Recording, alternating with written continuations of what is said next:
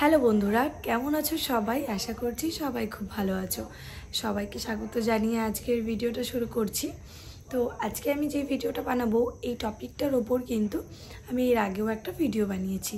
তো সেখানে সবাই আমাকে কমেন্ট করেছে যে যার যেটা প্রবলেম রয়েছে, কারো পিরিয়ডের সমস্যা, কারো প্রেগনেন্সি টেস্ট কিটে নেগেটিভ দেখাচ্ছে, এইসব বিভিন্ন প্রবলেম নিয়ে অনেকে আমাকে কমেন্ট করেছো।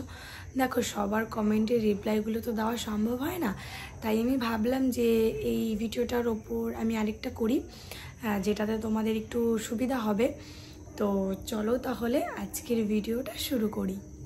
আজকের আমাদের মূল আলোচনার বিষয় হচ্ছে প্রেগনেন্সির প্রাথমিক কিছু লক্ষণ।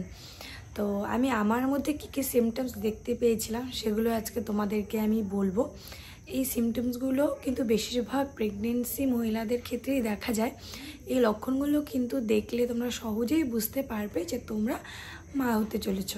তো প্রথম যে লক্ষণটা সেটা কিন্তু পিরিয়ড মিস হওয়া। পিরিয়ড মিস হওয়া কিন্তু প্রেগনেন্সির একটা খুব বড় লক্ষণ। তার মানে কিন্তু এটা নয় যে পিরিয়ড মিস হওয়া মানেই তুমি কনসিভ করেছো।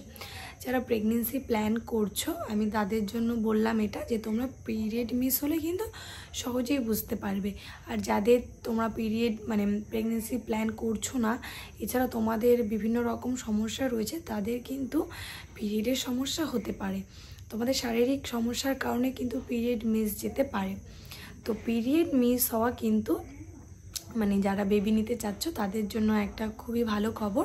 তোমরা পিরিয়ড মিস হলে কিন্তু খুব সহজেই বুঝতে পারবে যে তোমরা মা হতে চলেছো।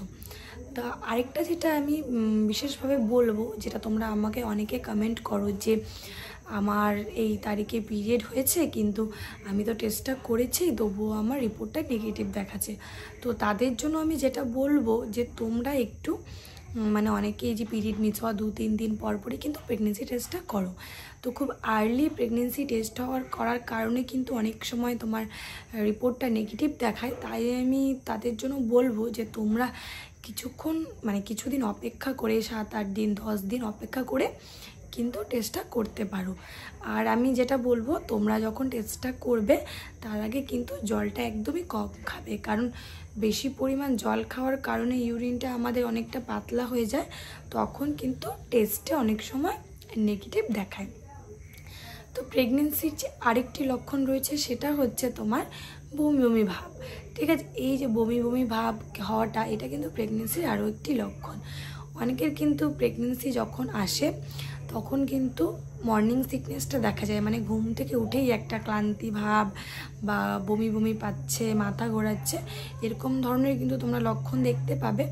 আবার অনেকের ক্ষেত্রে কিন্তু যে খুব সকালে উঠেই যে মর্নিং সিকনেসটা দেখা যাবে, সকালের ক্লান্তি ভাবটা, সেটা কিন্তু নয়। এই বমি বমি ভাবটা তোমরা দুপুর দিক বা সন্ধ্যাবেলার দিকে কিন্তু লক্ষ্য করতে পারবে। আমার সময় যেটা হয়েছিল, আমার কিন্তু কোনো রকম মর্নিং সিকনেস ছিল না। আমার এই যে আমার কিন্তু খুব বমির অসুবিধে ছিল, কিন্তু এই পুরোটা হতো আমার সন্ধ্যার দিকে, বিকেলটা পার করে কিন্তু আমার শরীরটা প্রচণ্ড ক্লান্ত লাগতো আর বমি বমি ভাব পেত। তো এই যে বমির একটা টেন্ডেন্সি রয়েছে, এটা কিন্তু প্রেগনেন্সির আরও একটি লক্ষণ। শরীরের তাপমাত্রা বৃদ্ধি কিন্তু প্রেগনেন্সি আরও একটি লক্ষণের মধ্যে পড়ে।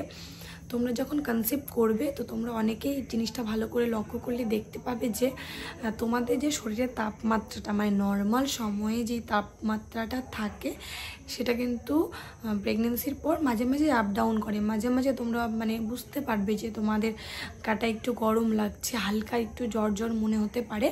এটা কিন্তু প্রেগনেন্সিরই একটা লক্ষণ। এই সময় কিন্তু শরীরের তাপমাত্রাটা অনেক সময় বৃদ্ধি পায়, তো সেই কারণে হালকা জ্বর জ্বর ভাব হতে পারে।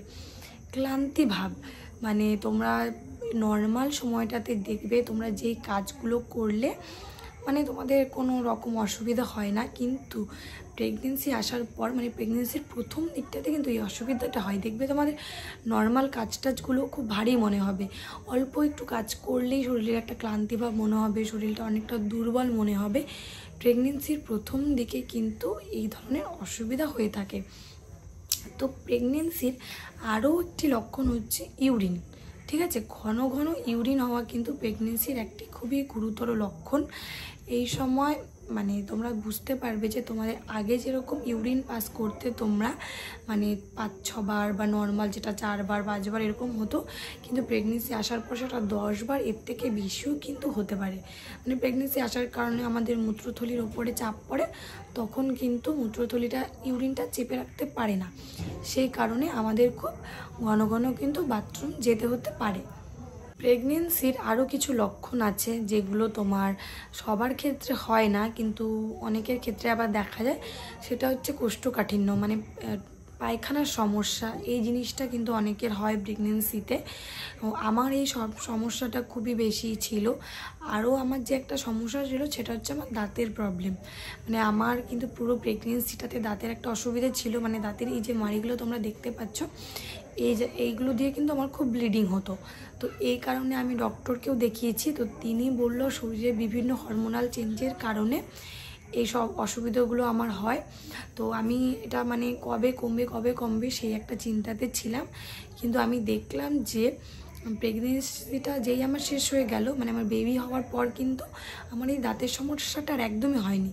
তো প্রেগনেন্সির প্রথম দিকে আমার এই সমস্যাগুলো কিন্তু রয়েছে, ঠিক আছে। তো আমার মানে প্রেগনেন্সির আরও অনেক সমস্যা ছিল যেগুলো আমি তো বড় আরও কোনো একটা ভিডিওতে তোমাদেরকে বলবো, নাহলে এই ভিডিওটা অনেকটাই লম্বা হয়ে যাবে। তো আজকে এই যে আমি কিছু লক্ষণগুলো বললাম, এগুলো খুবই মানে ক্যাজুয়াল লক্ষণ, এগুলো কিন্তু মানে বেশিরভাগই প্রেগনেন্সি মহিলাদের ক্ষেত্রে কিন্তু লক্ষ্য করা যায়। তো আশা করছি আজকে এই ভিডিওটা তোমাদের একটু হলেও কাজে লাগবে। ভিডিও ভালো লাগলে লাইক কমেন্ট শেয়ার করে দেবে, আর যারা আজকে ভিডিওটা নতুন দেখছো অবশ্যই আমার চ্যানেলটিকে সাবস্ক্রাইব করে আমার চ্যানেলটির পাশে থাকবে। ভালো থাকবে সবাই, সুস্থ থাকবে। আর তোমাদের কোনো রকম যদি জিজ্ঞাসা থাকে তাহলে আমাকে কমেন্ট বক্সে জানাতে পারো, আর তোমরা কীরকম ভিডিও দেখতে চাও সেটাও আমাকে কমেন্ট বক্সে জানিয়ে। ভালো থেকো সবাই, টাটা সবাইকে।